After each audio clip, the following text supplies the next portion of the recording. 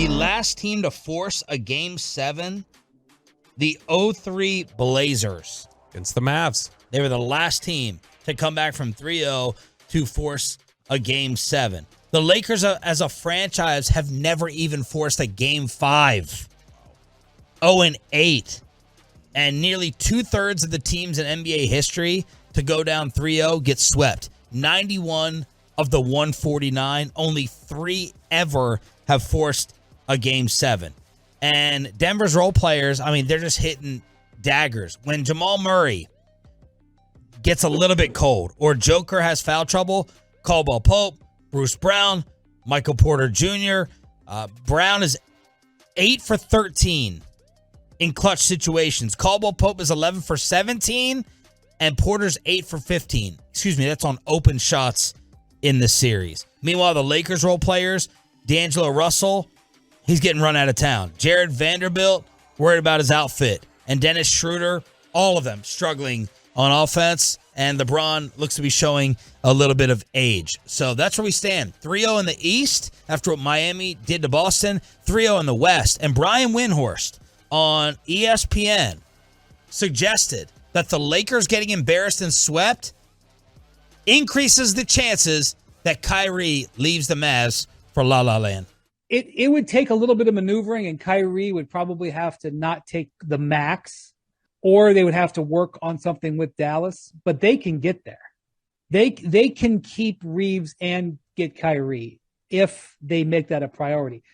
They risk going right back to where they were before, which is a top-heavy team, but I can just see Kyrie ready to come, and the feel on like, look, we got to the conference finals. Imagine if we replace Russell with Kyrie. I mean, the Lakers have fallen for this before. Yeah. So the way this is ending, I think it's increasing the chances of it happening. Look, if that's what Kyrie wants to do, and that's what the Lakers want to do, we all knew. I think the dirty little secret of this is we all knew deep down that was his ideal endgame, right? They could say whatever they want about he had a handshake agreement with the Mavericks to re-sign here. I think the reality is that Kyrie, he always wanted to go play again with LeBron. That was just my opinion on that. And I think a lot of people shared that. And that makes sense if you're Kyrie Irving. That was when you had your most success playing with LeBron James. LeBron seems to be one of the few players that you will defer to. I think it makes a ton of sense. Obviously, you better do a sign and trade. Yeah, you can't just lose him for nothing. And honestly, is Cuban too stubborn to do that? No, I don't think so.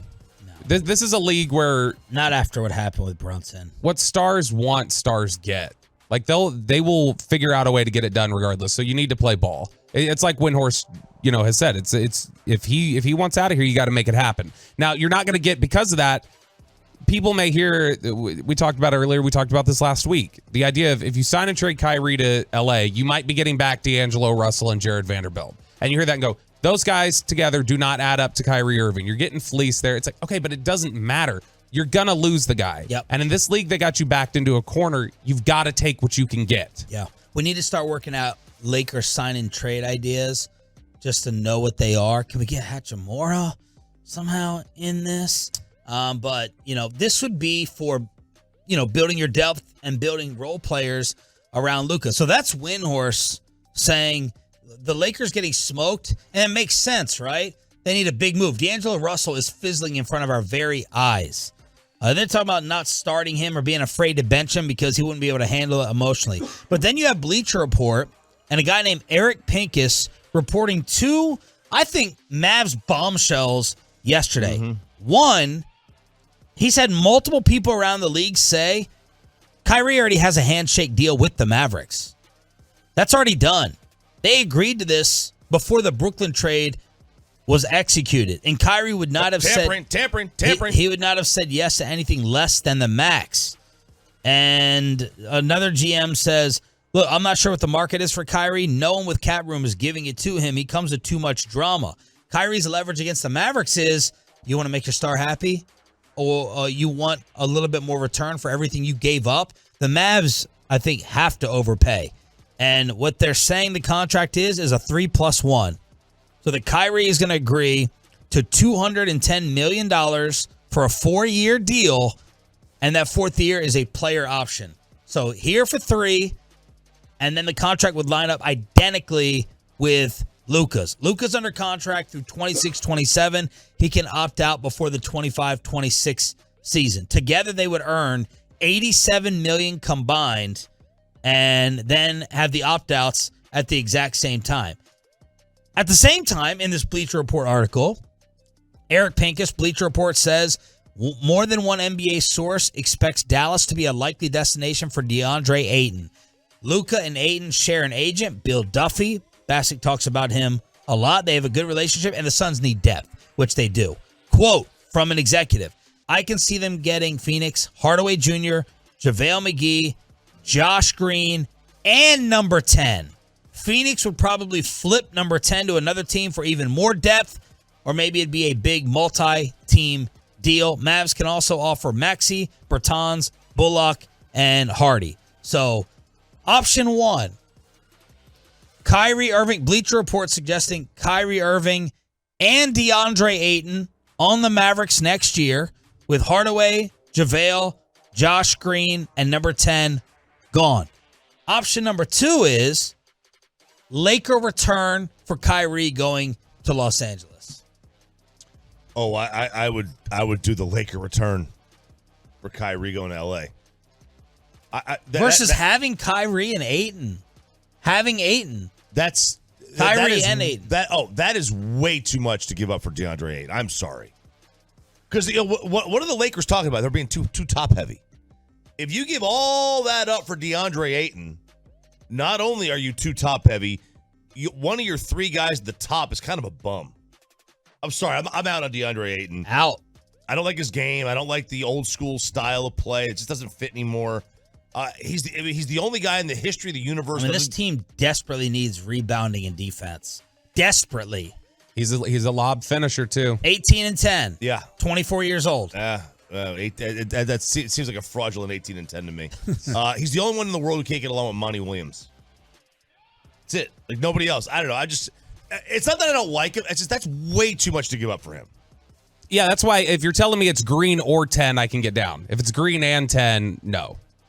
I'm not going to do that. So look, if you want to make the pick, if you want to say it's, all right, you can take Josh Green, Bullock, Hardaway, and McGee.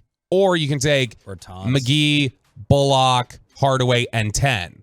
Okay, I can be talked into those deals. I think I might prefer to give up Green over pick 10, but I could be talked into either of those for Ayton. And then if you sign and trade for, look, if you go ahead, you sign and trade Kyrie for Jared Vanderbilt and D'Angelo Russell. You make a trade of pick number 10 and that McGee setup we just talked about for DeAndre Ayton, then I don't think that that's a bad depth rotation there. You're looking at that point, the rotation would be Luka, D'Angelo Russell, DeAndre Ayton, Jaden Hardy, Josh Green, Jared Vanderbilt, Maxi Kleber, and then whatever mid-level exception guy you sign. That's not a bad 8-man rotation. Okay. What do y'all think? Truckwork.com text line 877-881-1053.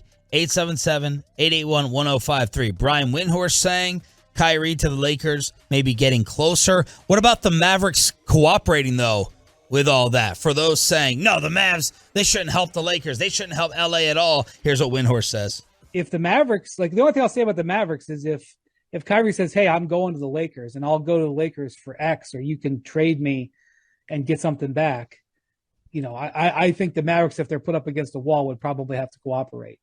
And that's one of the reasons why I've heard people float some Kyrie things to me, and I can't rule it out, because even though I know the Mavericks don't want to, they might have to, and that brings in more teams. And this is the thing, neither Kyrie or Harden are guys you should be crawling over glass to pay. But when you look at the free agent class, those are the 2 guys that are available, and I could see some teams crawling over glass to pay them. You want to, man, paying Kyrie's one thing with all the risks there. You want to pay Harden like that too? Good gosh. Yeah. But no, this is this league more than any other league.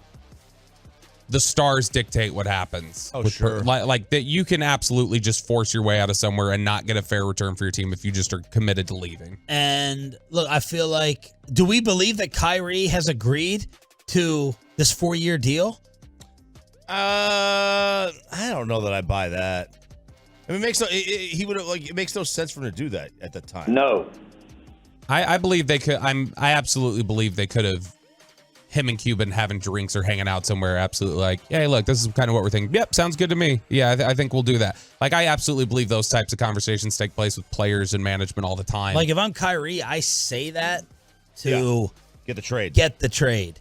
And then I bail like I did on the Celtics and, go ahead and go back on my word like he did in Boston.